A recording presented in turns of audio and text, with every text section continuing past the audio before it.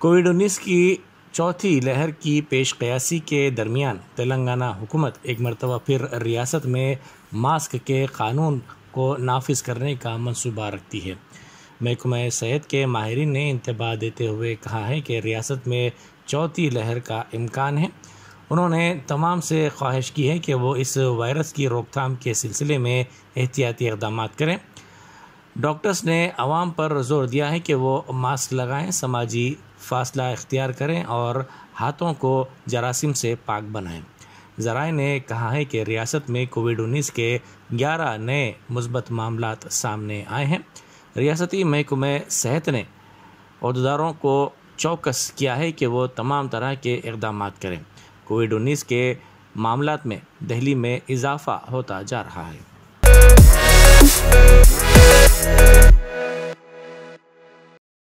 Bahadurpura flyover का 19 अप्रैल को वज़ीर बल्दी नज़्म तारक रामाराव इफ्तिताह करेंगे। इस फ्लाईओवर की तामीर में GHMC की जानिब से काफ़ी ताक़ीर की गई। इस फ्लाईओवर की तामीर से बहादुरपुरा की ट्रैफिक को आसानी हो सकेगी और ट्रैफिक के मसाइल हल करने में मदद मिलेगी।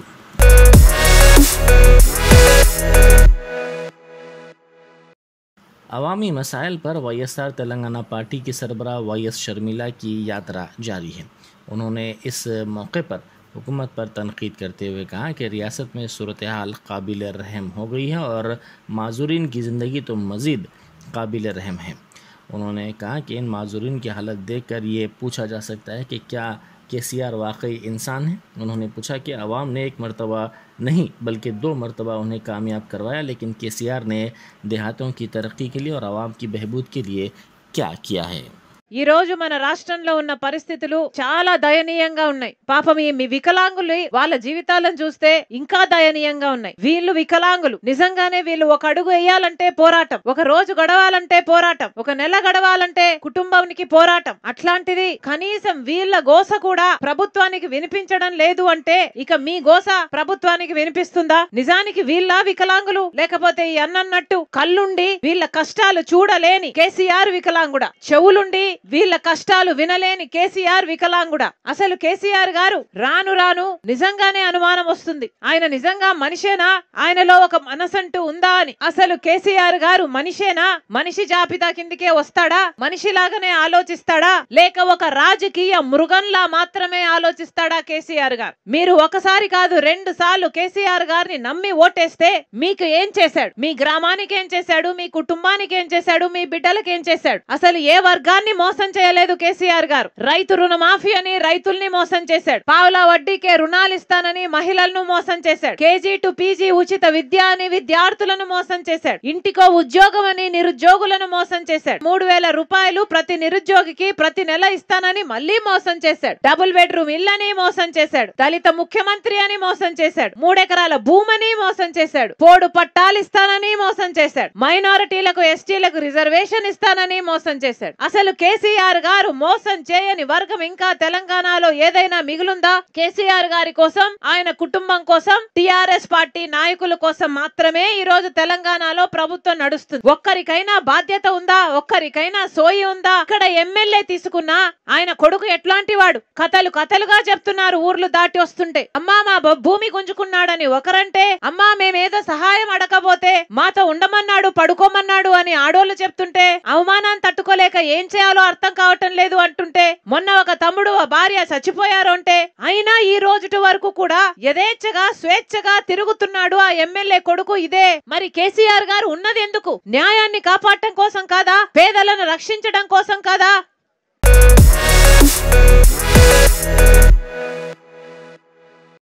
सदर तेलंगाना जनसमिति प्रोफेसर कोदंडाराम ने इल्ज़ाम लगाया है कि वज़ीर आला चंद्रशेखर राव किसानों की अराज़ियात ज़बरदस्ती तौर पर हासिल कर रहे हैं।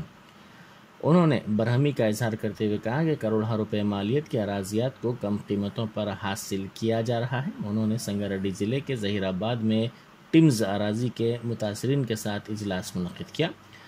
उन्होंने नाइंसाफ़ी के साथ गैर मजाज तौर पर कब्ज़ों के खिलाफ जदोजहद का अज़्म ज़ाहिर किया। భూముల విలువలు 50 లక్షల నుంచి కోటి పైబడి ఉన్నాయి.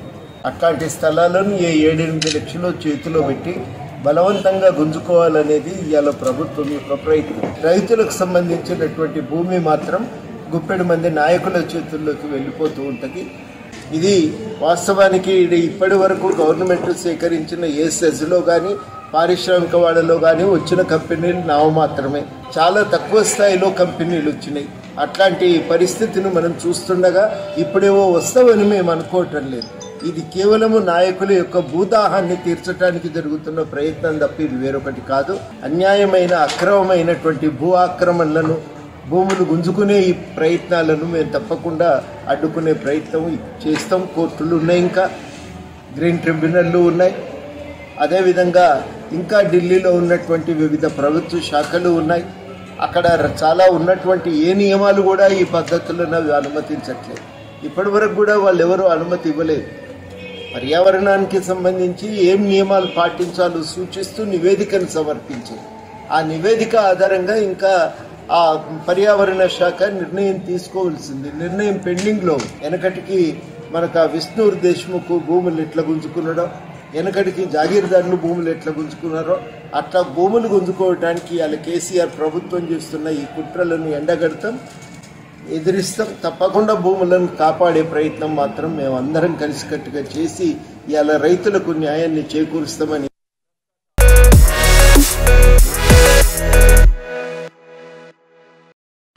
रमज़ान के आखिरी अशरे में खुसूसी इज्तिमाई मसनून एतिकाफ़ ज़ेर निगरानी मौलाना सैयद हबीब अहमद हुसैनी बारगाह हज़रत सैयद नूरुद्दीन शाह कासिम कादरी नामपल्ली में मुनक़िद किया जाएगा।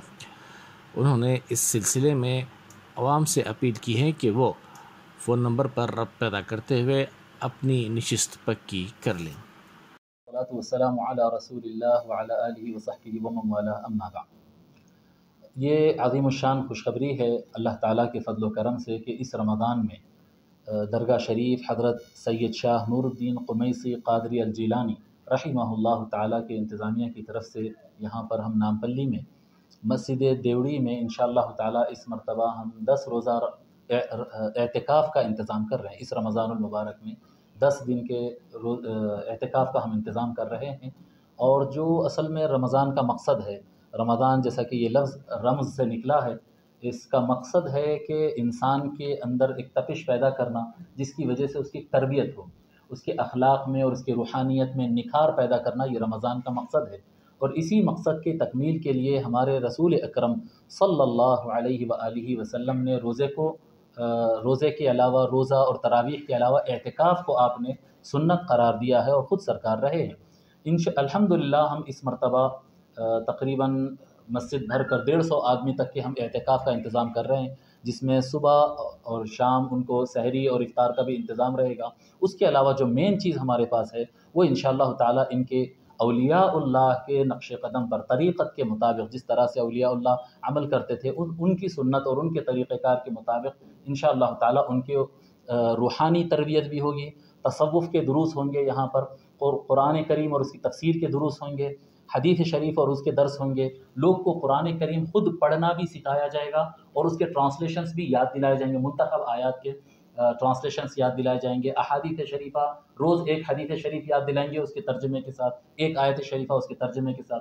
फिर एक सेशन इंशाअल्लाह ताला इस एतिकाफ़ के अंदर फ़िक़्ह का होगा, जिसमें नमाज, रोज़ा, ज़कात और तहारत और वज़ू और गुस्ल के सारे मसाइल मुफ्तियान अज़ीम शान, मुफ्तियान इज़ाम शहर के मशहूर मुफ्ती मौलाना मुफ्ती मोहम्मद नबीर ख़ान साहब जो जामे निज़ामिया से फ़ारिग़ तहसील है, वो रोज़ाना फ़िक़्ह का दर्स भी देंगे और लोग से फिर क्वेश्चन आंसर का सेशन भी रहेगा, जिसको जो मसला है वो पूछ सकते हैं। तो फ़िक़्ह की भी तालीम होगी इंशाअल्लाह ताला। रोज़ाना तसव्वुफ़ और रूहानियत और तज़किया, दिल के सफ़ा के ऊपर भी गुफ्तगू होगी, अक़ायद भी सिखाए जाएंगे, कुरानी आयात और अहादीथ शरीफा। फिर इज्तिमाई ज़िक्र का भी इंतज़ाम होगा, इज्तिमाई दुआ का भी इंतज़ाम होगा, फिर इनफ़िरादी इंतज़ाम भी उनके लिए रहेगा। इसमें हम जो है ये एक बहुत ज़बरदस्त नज़्म है, जो हज़रात इसमें शिरकत करेंगे वही इसके फ़ायदे को समझ पाएंगे। ये बहुत ज़्यादा मुफीद होगा इंशाअल्लाह ताला। और इसमें एक बात अहम भी मैं आपको बताना चाहूँगा कि हमने ये शायद शहर में कहीं और नहीं होता होगा, हमने इसमें फ़ीस रखी है इसके अंदर एतिकाफ़। हाल आके हमारे को अल्हम्दुलिल्लाह यानी इंतज़ामिया के पास इतनी गुंजाइश है कि ये सारा फ्री इंतज़ाम हो सकता है, लेकिन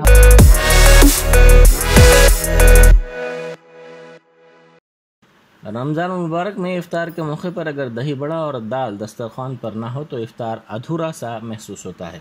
नामपल्ली में टेक की मस्जिद के करीब कई सालों से मशहूर दही बड़े फ़रोख्त किए जा रहे हैं। इन दही बड़ों के लिए लोग दूर दूर से यहाँ आते हैं। ये दही बड़े सिर्फ एक छोटी सी बंडी पर सिर्फ रमज़ान मुबारक में फ़रोख्त किए जाते हैं और काफ़ी मशहूर हो गए हैं।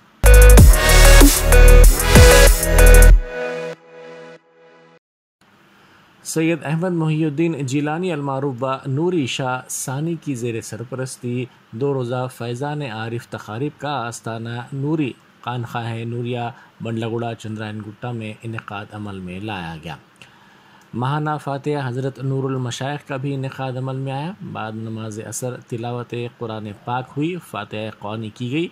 बाद नमाज मगरिब तनाउल ताम, बाद नमाज तरावी मजलिस वाज़ और नसीहत का एहतमाम किया गया।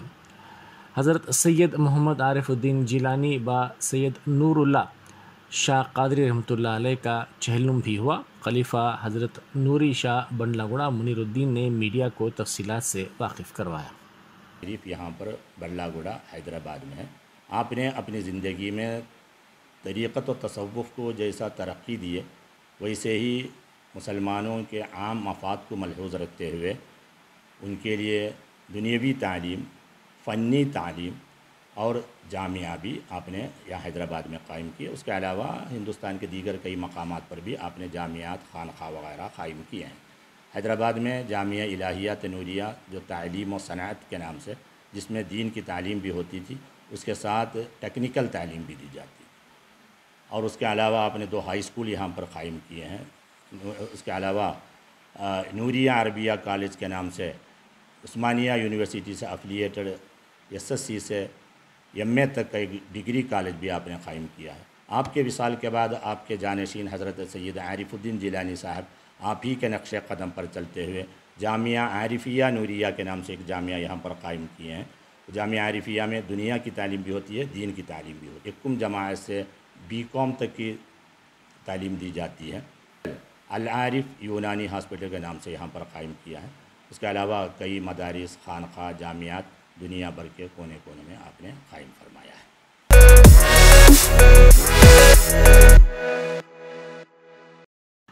बहादुरपुरा फ्लाईओवर का कल इफ्तिताह किया जाएगा। इसी दौरान कालापदर पुलिस स्टेशन की इमारत का संग बुनियाद भी रखा जाएगा।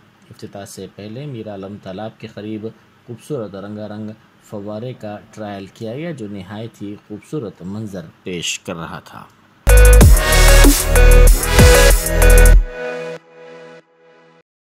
हल्का असम्बली नामपल्ली के रेड हिल्स डिवीज़न में एक प्रिंटिंग प्रेस में बड़े पैमाने पर आग लगने का वाक़या पेश आया। शॉर्ट सर्किट आग लगने की वजह समझी जा रही है। इस वाक़े में किसी जानी नुकसान की कोई इत्तला नहीं मिली है, अलबत्ता 20 से 25 लाख रुपए का माली नुकसान ज़रूर हुआ है। इत्तला मिलते ही फायर ब्रिगेड के अमले ने वहां पहुंचकर आग पर काबू पाया। के से वासो है, ये वायरिंग जलासो है। वायरिंग के सब आप बंद करके कब गए थे दुकान? कल ही बंद हुई थी दुकान, आज पूरा दिन बनता दुकान तो पूरा। क्या टाइम पे हुआ ये? तकरीबन 1 घंटा 2 घंटे पहले की बात है ये। तो इसकी शॉर्ट से आग लगने की वजह क्या है? वायरिंग का इशू है, ये वायरिंग का इशू है। इशू था क्या? नहीं था इससे पहले कुछ। अचानक हुआ सो है। तो आपको कब इत्तला मिली इसकी? मुझे अभी आधा घंटा पहले इत्तला मिली। क्या दुकान के ओनर है? जी हाँ, मैं ओनर।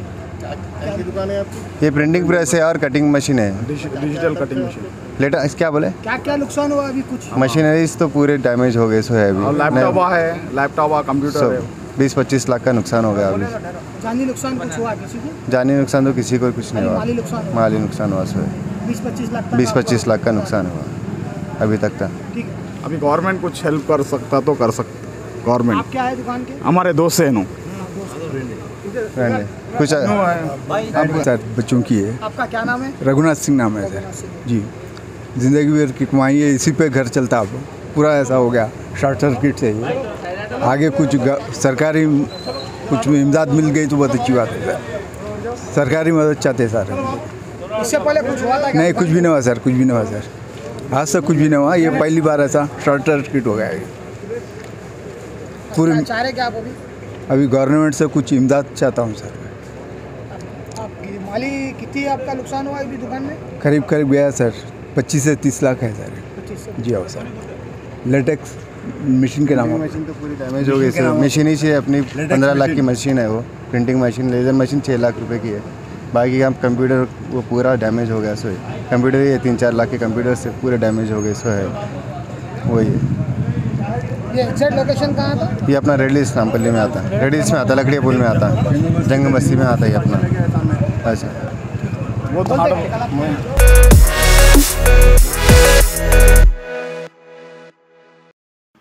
भोलकपुर डिवीज़न की बड़ी मस्जिद से मुत्तसिल सड़क पर SW ड्रेन का पानी बह रहा है, जिससे अवाम बिलखुसूस मुसल्लियों को काफ़ी मुश्किलात का सामना करना पड़ रहा है। मुकामी अवाम ने साबिक़ कारपोरेटर वाजिद हुसैन से इस सिलसिले में शिकायत की और इस मसले के हल के लिए नुमाइंदगी की दरख्वास्त की, जिसके बाद वाजिद हुसैन ने बल्दी अहदेदारों को चौकस किया। उन्होंने इस मसले को फौरी हल करने बल्दी अहदेदारों पर जोर दिया।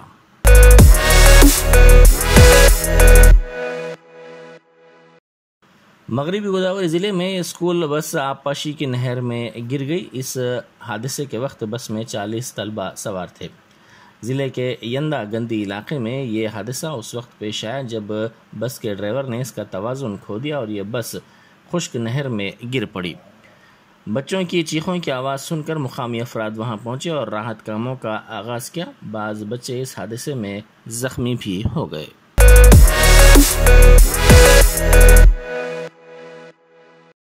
गुजरात में हिंदू बच्चों की जानिब से मुस्लिम बच्चों के लिए दावत इफ्तार का अहतमाम किया गया।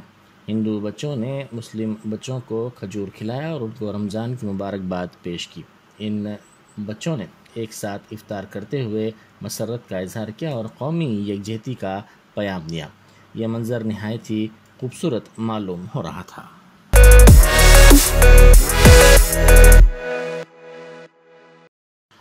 दिल्ली में कोरोना के मामलात में इजाफे का रुझान जारी है। जारिया साल फरवरी के अवाखिर से ये इजाफा शुरू हुआ। दिल्ली में गुज़िश्ता रोज़ 517 नए मामलात का पता चला है। इसकी मुस्बत शरह 4.21% रही है। कौमी दारुल-हुकूमत में कोविड के मरीज़ों के लिए 9,662 बिस्तर खाली रखे गए हैं। इनमें 9,156 ऑक्सीजन वाले बिस्तर और 2,174 ICU वाले बिस्तर शामिल हैं। इसी दौरान पता चला है कि 964 मरीज़ों को घरों में अलग थलग रखा गया है।